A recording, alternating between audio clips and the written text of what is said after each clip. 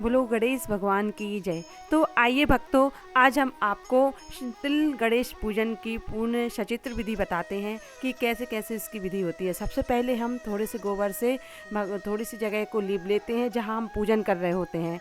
उसके बाद हम चौक बनाते हैं, फूल वाला चौक जिसमें कली रहती हैं और जिसमें जिस पर बिठाकर हम गणेश जी का पूजन करेंगे।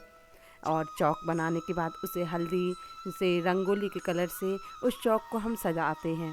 और उस फूल को सजाने के बाद फिर गणेश भगवान को उस पर हम बिठाकर पूर्ण भगवान गणेश जी की पूजा करेंगे। ऐसा चौक बना लेने के बाद हम हल्दी से उसके लिए सजाते हैं, थोड़ा थोड़ा सजाते जाते हैं इस चौक के लिए। और गणेश भगवान के गंगणपते नमः, ओम गंगणपते नमः का जाप करते रहते हैं कि और प्रार्थना करते जाते हैं कि हे गणेश भगवान, आप हम सब पर कृपा बनाए रखें, हमारे सुख सौभाग्य को बढ़ाएं। उस चौक बनाने के बाद उस पर हम एक पटली रखते हैं और उस पर भगवान को बिठाने के लिए बिछाई रखते हैं। फिर भगवान का हम पंचामृत अभिषेक करते हैं।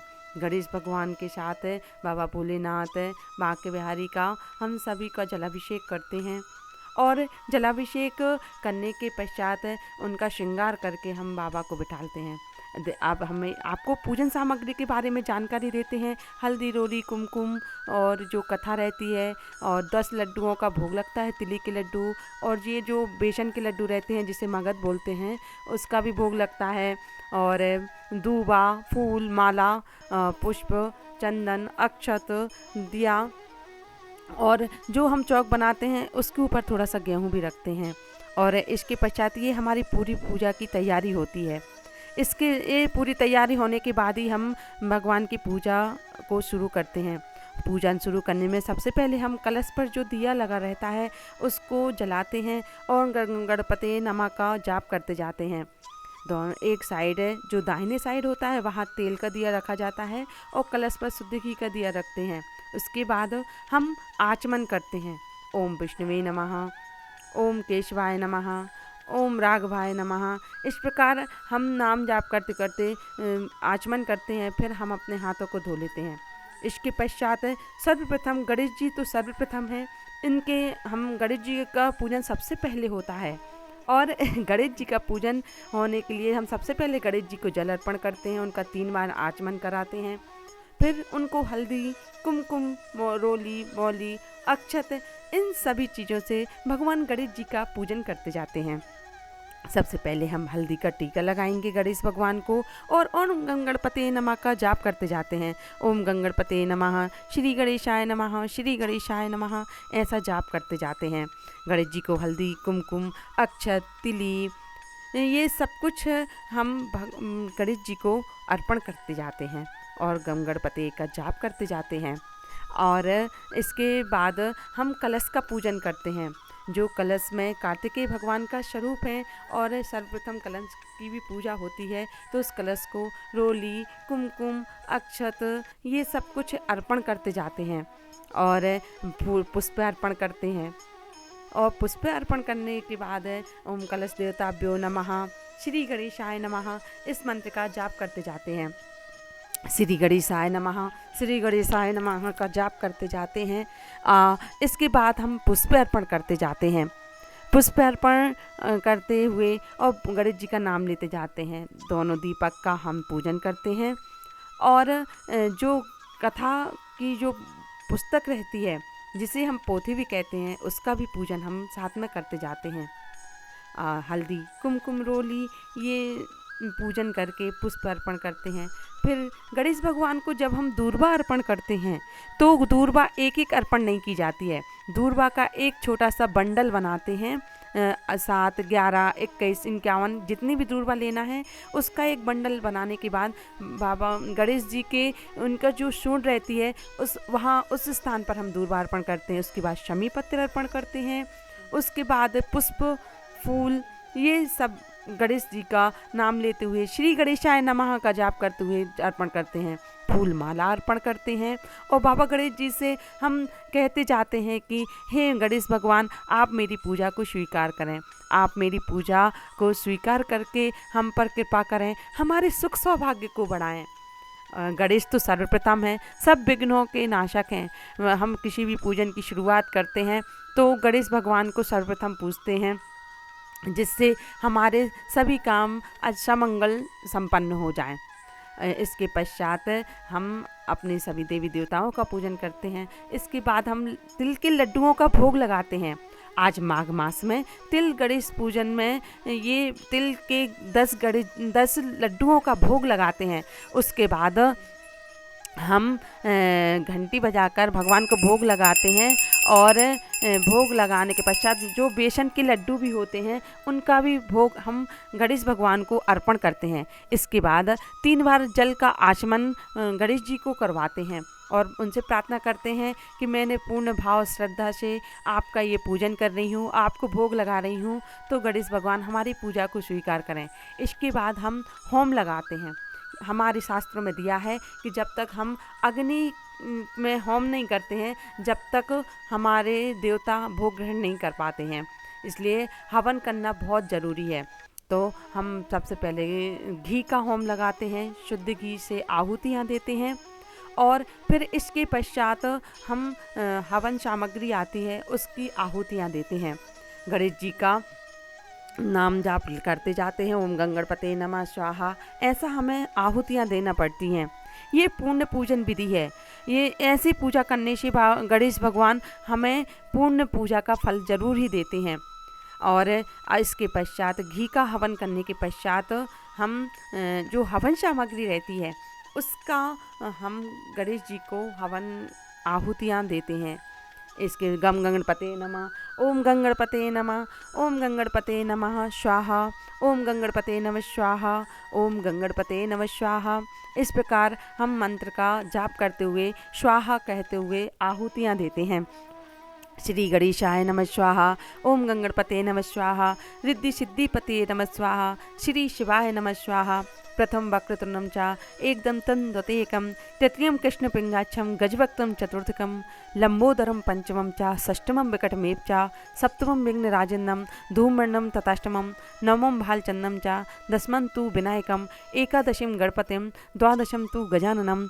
इस प्रकार गणेश जी के नामों को लेते हुए स्वाहा करते हुए गणेश भगवान के सामने हवन सामग्री की आहुतियाँ डालते हैं और उसके पश्चात जो हमने लड्डुओं का भोग लिया है उसको भी हम अग्नि में समर्पित करते हैं, उसकी आहुतियाँ देते हैं।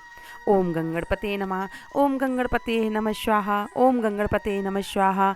इस प्रकार नाम जाप करते हुए और अपने गुरु मंत्र का भी हम 2 आहुतियाँ गुरु मंत्र से भी डालते हैं। जो जिसका गुरु मंत्र रहता है उसमें स्वाहा लगा के गुरु मंत्र से उसके हम आहुतियाँ डालते हैं। इसके पश्चात जो हमने भोग प्रसादी रखी है, जो गणेश भगवान को लड्डुओं का भोग लगाया है, उसका हवन में आहुतियाँ डालते हैं। तिल के लड्डू को भी आहुतियाँ देते हैं और जो मगध बेसन के लड्डू बनाए हैं उसकी भी आहुतियाँ गणेश जी का नाम ले लेकर डालते जाते हैं। ओम गंगणपते नमः स्वाहा, श्री शिवाय नमः स्वाहा, ओम रिद्धि सिद्धिपते नमः स्वाहा, ओम गौरीसुताय नमः स्वाहा। ऐसे मंत्र का जाप करते हुए स्वाहा स्वाहा कहते हुए और जो गरुड़ जी रहते हैं उसका नाद करते हुए हम भगवान को भोग लगाते हैं और आचमन करते हैं। आचमन करने से भगवान को जल अर्पण होता है। भगवान पूर्ण रूप से हमारी पूजा स्वीकार करते हैं। सच्चे हृदय से की गई पूजा हमारी ज़रूर बाबा भोलेनाथ गणेश भगवान सभी स्वीकार करते हैं और बाबा की कृपा हम पर बरसती है, वो हमारे सुख सौभाग्य को बढ़ाते हैं। और इसके बाद हम गणेश जी की कथा को प्रणाम करके और उस कथा को हम पढ़ते हैं। तो आइए गणेश चौथ व्रत कथा को हम आपको सुनाते हैं, तो आप सुनिए। बोलो गणेश भगवान की जय, तिल चतुर्थी की जय। गणेश भगवान की कथा, माघ मास गणेश चौथ व्रत कथा। पार्वती जी बोली, हे पुत्र, माघ में किस गणेश जी का पूजन तथा क्या भोजन करना चाहिए?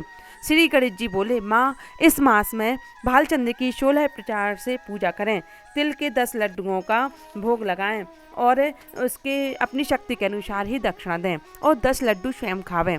सतयुग में हरिश्चंद्र नामक एक धर्मात्मा साधु सेवी सत्यवादी राजा था। उसके कोई राज्य नहीं था। इसी राज्य में ऋषि शर्मा ब्राह्मण रहते थे। उनके यहाँ एक पुत्र पैदा हुआ और कुछ समय बाद ब्राह्मण की मृत्यु हो गई। ब्राह्मणी दुखी होकर अपने पुत्र का पालन करने लगी और गणेश चौथ का व्रत भी करती थी। एक दिन उसका पुत्र गणेश प्रतिमा को ले करके खेलने को निकल गया। एक दुष्ट कुम्हार ने उस बालक को आवा में रखकर आग लगा दी। उधर जब लड़का घर नहीं आया तो ब्राह्मणी बहुत दुखी हुई और विलाप करती हुई गणेश जी से अपने पुत्र के लिए प्रार्थना करने लगी। कहने लगी, हे अनाथों के नाथ, मेरी रक्षा करो, मैं आपकी शरण में हूँ। इस प्रकार रात भर विलाप करती रही। प्रातःकाल कुम्हार आवा देखने लगा तो उसने देखा कि आवे में पर्याप्त पानी भर रहा है। इस घटना को देख कुम्हार ने राजा के पास जाकर सभी समाचार सुनाया। बोला, नाथ, मैंने अनर्थ किया और मैं वध के योग्य हूँ। हे प्रभु, मैंने अपनी किसी बालक की बलि दे दी तो कन्या के विवाह के लिए बर्तनों का आवा लगाया था, परंतु बर्तन नहीं पके। मुझे एक चेटक जानने वाले ने बताया कि तुम किसी बालक की बलि दे दो तो तुम्हारा आवा पक जाएगा। सो मैंने इस बालक की बलि दे दी, परंतु अब इस आवे में जल भर गया और वह बालक उसमें खेल रहा था। उस समय एक ब्राह्मणी वहां आई और बालक को उठाकर कलेजे से लगाकर चूमने लगी। उसी समय राजा हरिश्चंद्र बोले, ब्राह्मणी, तेरा बालक अग्नि में भस्म क्यों नहीं हुआ? ऐसा कौन सा व्रत तप योग करती हो जिससे तुम्हारा बालक भस्म नहीं हुआ? ब्राह्मणी बोली, महाराज, मैं कोई भी विद्या नहीं जानती हूँ और ना कोई तप करती हूँ। मैं संकटनाशक गणेश चौथ का व्रत करती हूँ। इसी व्रत के प्रभाव से मेरा पुत्र कुशल पूर्वक है। राजा बोले, आज से मेरी प्रजा भी इस व्रत को करे। समस्त नगरवासी गणेश जी का व्रत करने लगे। भगवान श्री कृष्ण बोले, हे धर्मराज, तुम भी इस व्रत को करो। इस व्रत के प्रभाव से तुम्हारे सभी मनोरथ पूर्ण होंगे और शत्रुओं पर विजय पाओगे। बोलो गणेश भगवान की जय। गणेश भगवान की कथा को माँ पार्वती जी ने गणेश जी से स्वयं सुना है और माँ पार्वती जी ने सुख सौभाग्य को बढ़ाया है। माँ पार्वती की कृपा, गणेश जी की कृपा से माँ पार्वती ने अपने पुत्र गणेश जी को अच्छे से पाया, कार्तिकेय को पाया। और कथा सुनने के बाद उसको प्रणाम करके हम कपूर और घी की, शुद्ध घी की बाती को दीपक में लगा के उसका पूजन करके और हम इस आरती करते हैं। गणेश भगवान की आरती गाते हैं। जय गणेश जय गणेश जय गणेश देवा, माता जाकी पार्वती पिता महादेवा। पान चढ़े फूल चढ़े और चढ़े मेवा, लड्डुअन का भोग लगे संत करे सेवा। एक दंत दयावंत चार भुजाधारी, माथे पे सिंदूर सोहे मुषा की सवारी। अंधन को आँख देवे कोड़िन को काया, बांझन को पुत्र देवे निर्धन को माया। शूर श्याम शरण आए सफल करो सेवा, जय गणेश जय गणेश जय गणेश देवा। भक्तन की लाज रखो शंभु सुते बारी, कामना को पूरा करो जग बलिहारी। रिद्धि देत सिद्धि देत बुद्धि देत देवा, सर्व काम सिद्ध करें श्री गणेश देवा। जय गणेश जय गणेश जय गणेश देवा, माता जाकी पार्वती पिता महादेवा। बोलो गणेश भगवान की जय। संकटनाशन गणेश भगवान की जय। तिल कुंद चतुर्थी की जय। इस प्रकार हम गणेश जी का पूजन आरती करने के पश्चात आरती पर से एक आचमनी या 2 आचमनी जल उतारते हैं और गणेश भगवान और सभी देवी देवताओं को आरती प्रदान करते हैं। सबको आरती प्रदान करते हैं, चारों दिशाओं में आरती प्रदान करते हैं कि सभी तरफ से सभी देवता हम पर अपनी कृपा बरसाते रहें, हमारी पूजा को ग्रहण करें। इसके पश्चात दोनों हाथ से गणेश भगवान को आरती देते हैं और बाबा की बलैयाँ ले लेते हैं कि उनका इतना सुंदर श्रृंगार है, इतने सुंदर लग रहे हैं तो उनको नज़र न लग जाए। और झोली पसार कर प्रणाम करके हम गणेश जी का प्रणाम करते हैं और उनसे प्रार्थना करते हैं कि गणेश भगवान हमारे सभी संकटों का नाश करें और आप हमारी गोदी और मांग को सदा अखंड रखें, हमारे सुख सौभाग्य को बढ़ाएं, हम पर कृपा बनाए रखें, जिससे हम निरंतर धर्म के कार्य करते जाएं। गणेश भगवान का पूजन तो उनकी माँ ने स्वयं भी किया है। माँ पार्वती ने भी इस कथा को कहा और सुना है और स्वयं गणेश जी इस कथा को सुनाने वाले हैं। इसके पश्चात हम आरती खुद भी लेते हैं। और आरती लेने के पश्चात हम प्रणाम करते हैं और झोली पसार कर बाबा गणेश भगवान को प्रणाम करके पूजन करते हैं और प्रार्थना करते हैं कि आप मेरे सौभाग्य को सदा अखंड रखें। और उनको सिंदूर मौली का तिलक लगा के और उनसे सौभाग्य की प्रार्थना करते हुए सौभाग्य के प्रतीक सिंदूर को हम अपने लेकर अपने मस्तक पर लगाते हैं और झोली पसार कर प्रार्थना करते जाते हैं। ओम गंगणपते नमः का जाप करते जाते हैं। गणेश भगवान जैसे आप हम सब पर कृपा करें हैं, ऐसे इस वीडियो को देखने वाले सब पर कृपा करें, सब पर अपनी कृपा बरसाएं और सबकी सुख सौभाग्य को बढ़ाएं। गणेश भगवान को फिर हम फूल पुष्पांजलि अर्पण करते हैं कि जो कुछ भी इस पूजन में त्रुटि हुई है, हम आपका आवाहन, विसर्जन, नाम जाप, मंत्र कुछ भी नहीं जानते हैं, तो आप मेरी इस पूजा को स्वीकार करें और जो भी हमसे गलतियां हुई हैं उसे माफ़ करें और हम पर सदा कृपा बनाए रखें।